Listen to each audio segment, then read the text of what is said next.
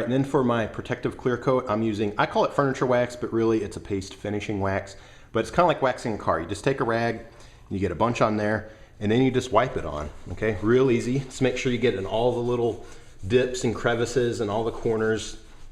Just get the entire thing covered and use plenty of it, okay? And then once you've done the entire frame, let it sit for probably 15 to 30 minutes to kind of let it harden up, and then you come back in, kind of like waxing a car, with a clean rag, and then you just buff it just to smooth it out. And then that's all there is to it. Then what I like to do is let it sit for a few hours and it'll harden up a little bit better, and then it'll be ready to move on. It'll be a nice protective surface that can be cleaned and all that. So what I'll do is I'll finish up my frame, I'm gonna wax it and then I'll buff it, and I'll show you how to peel off the paper and then clean up any paint residue that may have gotten on the mirror. So we'll move on to that next. All right, and then you just want to peel the paper off. And if you remember, we actually taped with masking tape the paper down to the green tape, so it should peel off pretty good, no problems. Be pretty, come off pretty clean. You want to get it off first, and then you want to mess with the green tape. And this is where you might get a little bit of paint stuck in a corner. So I'm gonna get this peeled off. Okay. And as you can see right here, there's a little bit of paint stuck on there. So after you peel all the tape off, you're gonna wanna scrape that away if you get any leaking through. Now I already checked this and I peeled everywhere else, and my sides and my top were good, but only the bottom line here had a little bit of paint. So let me see if I can zoom in there a little bit. All right, so I zoomed in a little bit and you can see the paint a little bit better. So I just take a scraper, a razor scraper, and just be real careful not to scratch the glass, and you just scrape it away.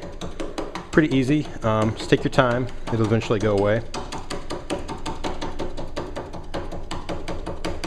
That's it, and then you just wipe it away, clean it up, and it'll look good. You notice I got a disco ball hanging there, that's what that is, in case you're wondering.